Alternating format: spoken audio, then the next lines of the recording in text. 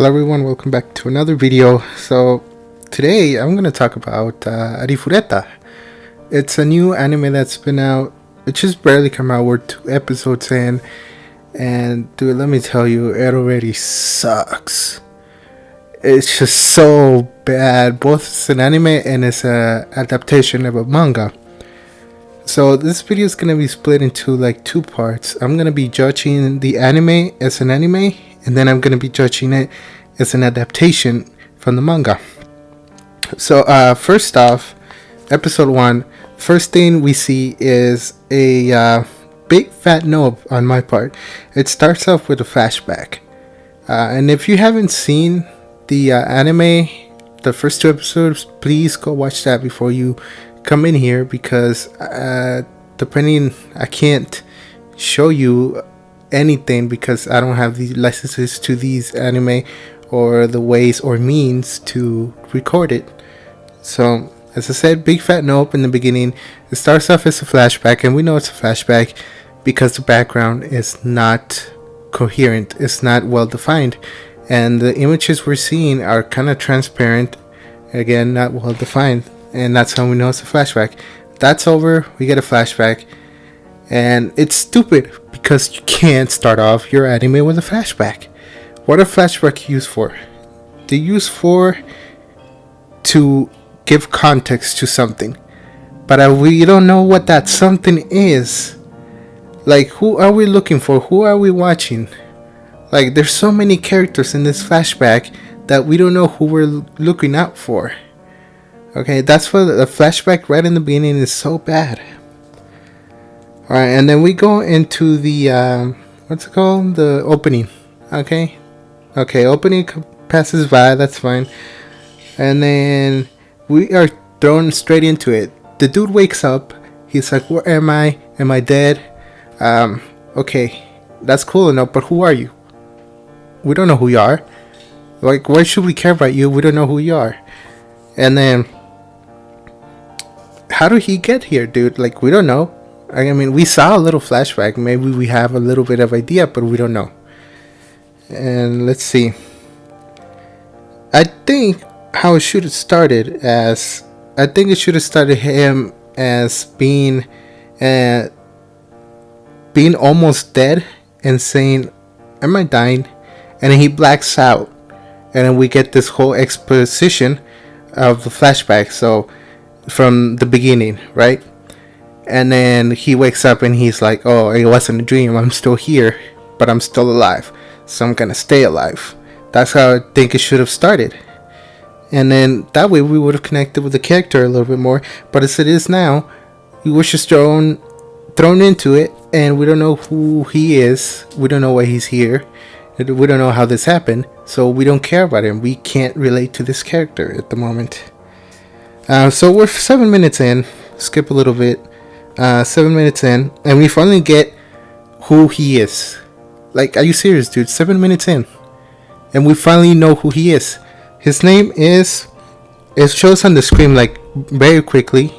It says status Hachime Nagumo. I'm sorry if I butchered that. I can't remember that's his actual name.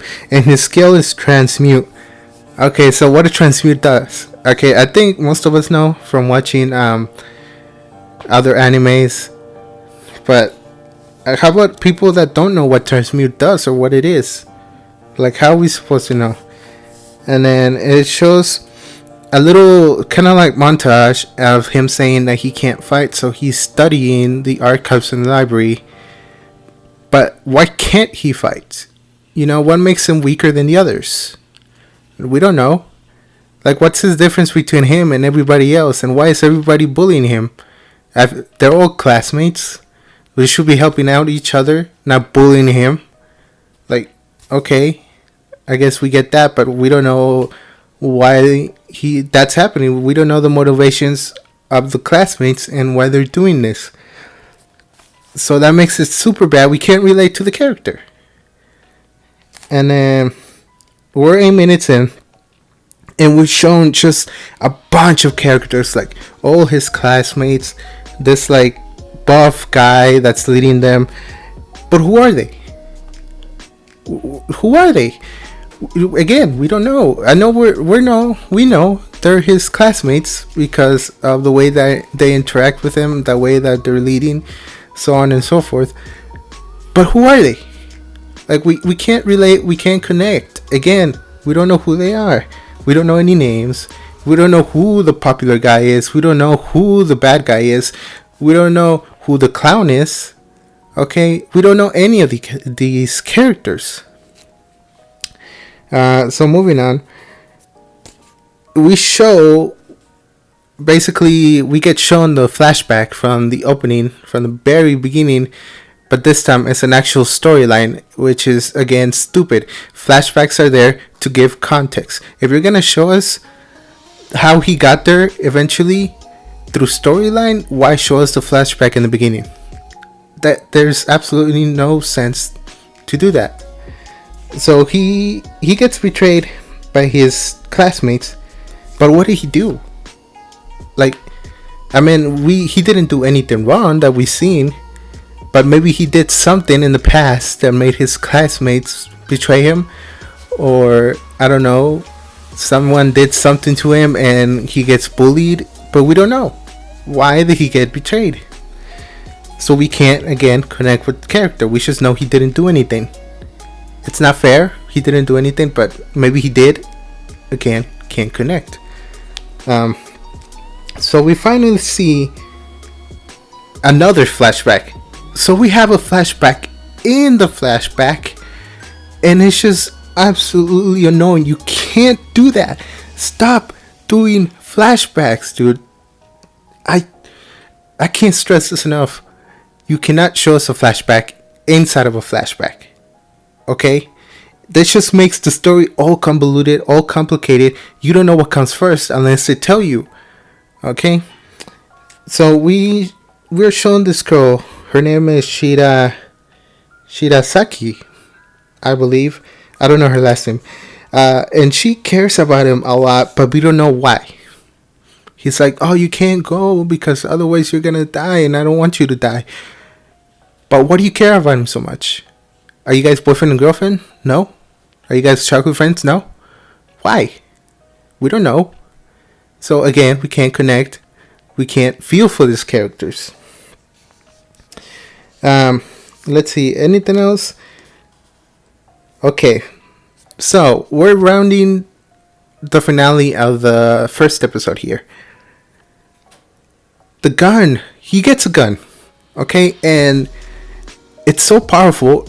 It can literally like shoot up limbs of these really powerful monsters on like the 100th floor. I don't even know what floor we're on right now because he doesn't tell us. We don't know until like episode 2, which is stupid. We just know they're strong.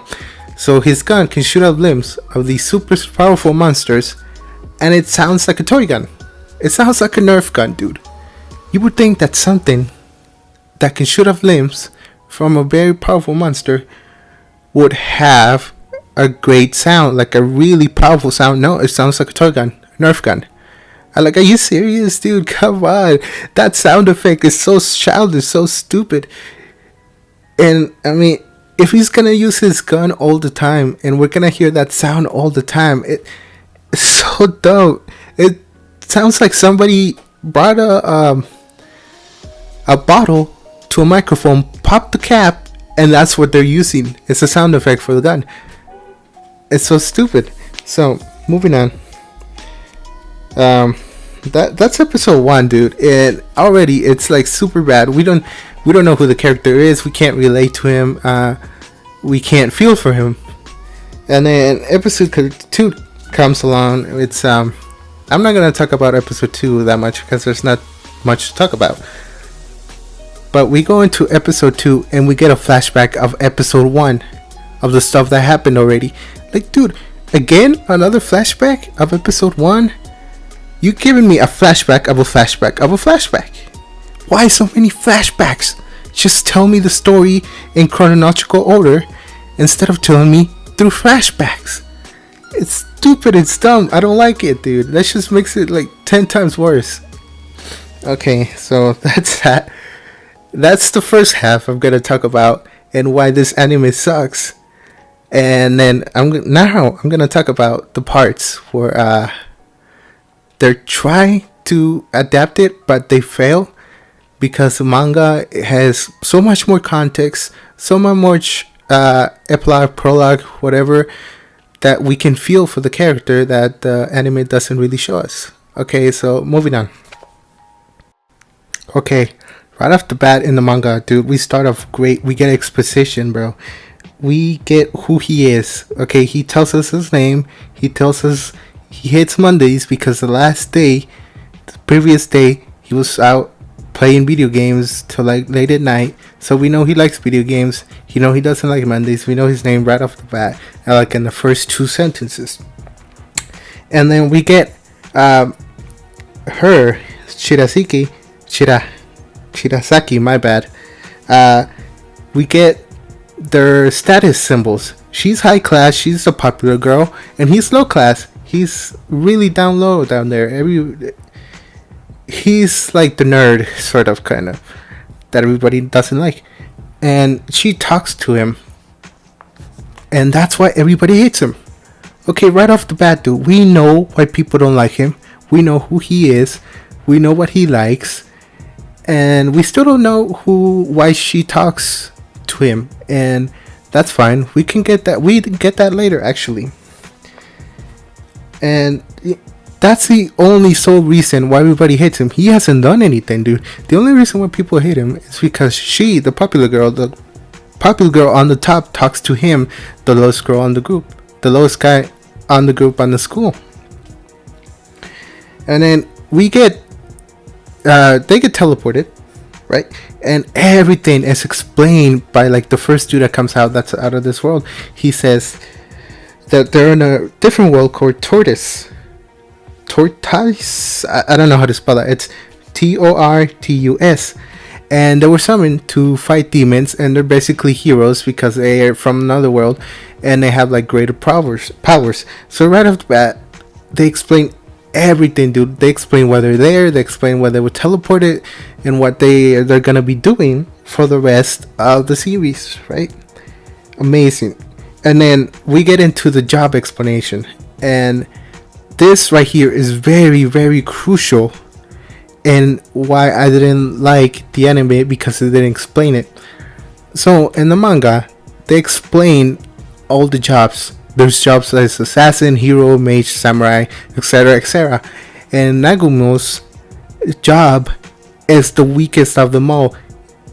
His job is synergist, and it explained that in that world, the average skill of a person is about 10 agility, 10 strength, blah blah blah, 10 all throughout. And since they were from another world, their stats should be higher. But Nagumu's stats are all 10. So straight flat 10. So he's average compared to everybody else. And they explain what Synergist does. Synergist is basically like a blacksmith or craftsman, so pretty much useless in their world, and his stats are average, so he's the lowest of the low. Even his teacher, who's a farmer, has like a legendary job that doesn't show up in like 1,000 years, and even a farmer, dude, is a greater job than a synergist. So they explain that, which is amazing, because the name of the anime, the name of the manga is called Arifureta, from commonplace to world's strongest. But who's commonplace, right? In the manga, they tell us, well, Naragumo, I'm just gonna call him white-haired. The white-haired guy, they explain why he's so low and why he's so weak. But in the anime, they don't. So we can't connect to this character. But in the manga, we do. So moving on. They show us who the hero is, who has the job of a hero, and they show us the bullies. There's 3 guys that are bullies that are always picking on the white-haired guy. And right off the bat, we know who they are. Like, their personalities right away, dude. So that makes the classmates more viable in the manga than they do in the anime. Let's see. So later on, we get into that scene where she talks to him, tells him not to go with them because it's going to be dangerous, and we get why she talks to him. So basically, she was in a fight back in middle school, that she didn't instigate. She was just kind of like in the middle of it, and he comes in. The white haired guy comes in, and he stops it. Okay, he stops the fight. So that's why she talks to him, because she thinks he's strong. She basically said, if you're strong, that makes everything easy. But if you're weak from the start and you keep standing up to them, that means you're strong in spirit, right? And that's why she talks to him. And by saying this, it's kind of hinted at that she might have a crush on him, but we don't know. And he's denying it because she's the most popular girl. And if she goes out with him, there's going to be some huge bullying, like some huge problem. Okay, so moving on, they're going on onto the labyrinth. And even before he goes in, he feels like a gaze, like a menacing gaze. Okay, and that only happens when he talks to Shirasaki.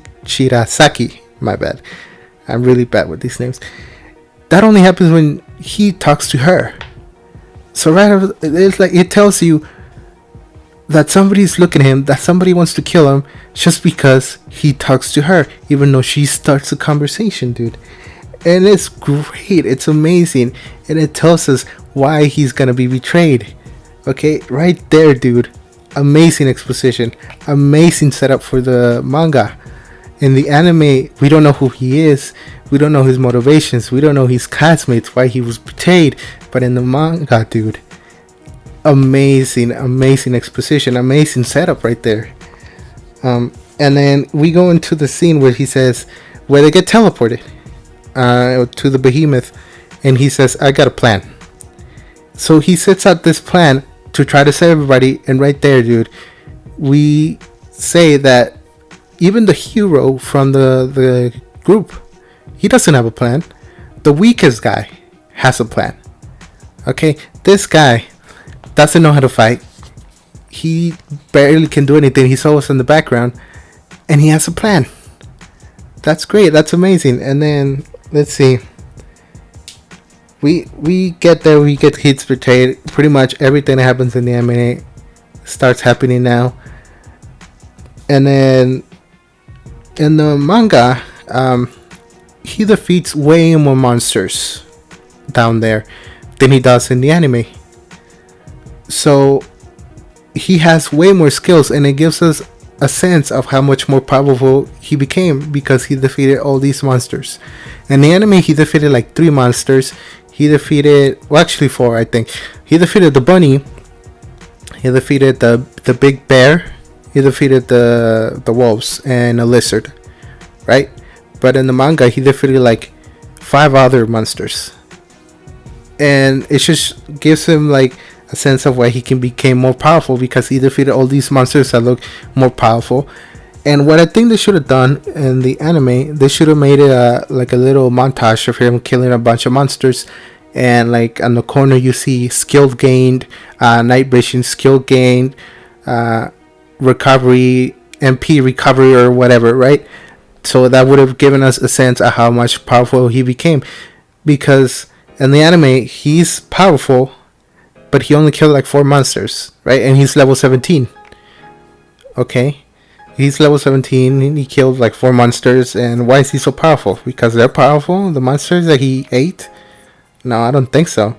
But in the manga, he killed way more monsters, and he gained way many more skills. So it gives us a sense of how much powerful he became. And like that, dude, it's just right there, the manga is so much better right there, because it makes me care for the character, and it makes me feel for him and why he got betrayed. So it makes it more appealing to me than in the anime, where they don't show really anything.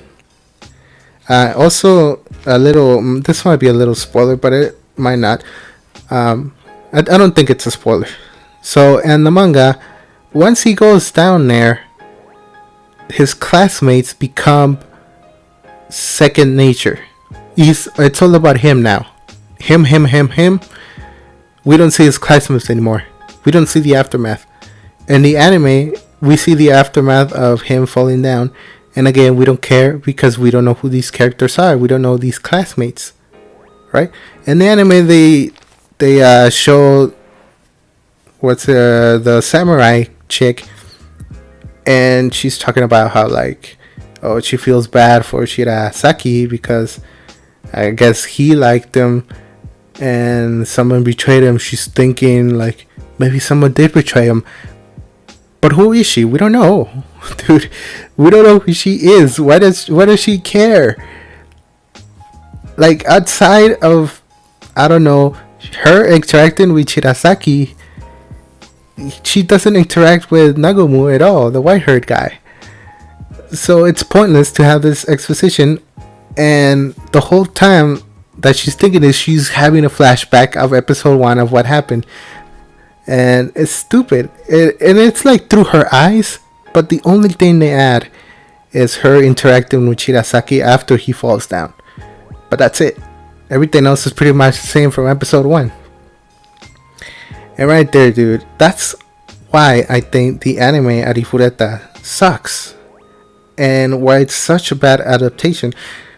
Hopefully they change it, they make it more. I just hope they don't show us so many flashbacks, dude, because barely 2 episodes in, I'm already tired of the flashbacks. Imagine if Naruto started off in the Chunin exams and we don't know who Naruto is. Then nobody would have liked Naruto as much as they do now. The reason why everybody likes Naruto is because we start off saying we see his personality, we see his goals. He says, I want to be the next Hokage, and that's why people fell in love with him. But we can't connect to this character, Nagumo, dude. I don't think people are gonna remember him. The fights are gonna be cool, hopefully, but the character is just so bland. They literally could have put anybody in there and it would have been the same. If they had a little bit more exposition, if they told us who he was, his motivations, his hobbies, I don't know why the girl talks to him in the anime, then we would have connected to him more. But as it stands now, we can't. And in the manga, dude, we can connect to him because they tell us all that. They tell us his hobbies, his goals, his motivations, why the girl talks to him, why everybody hates him. And we feel for him more in the manga than we do in the anime. Well, anyways, I hope you guys enjoyed. It was a pretty long video. There's still quite a bit of stuff that I didn't cover, but I guess I'll see you guys in the next one. Peace.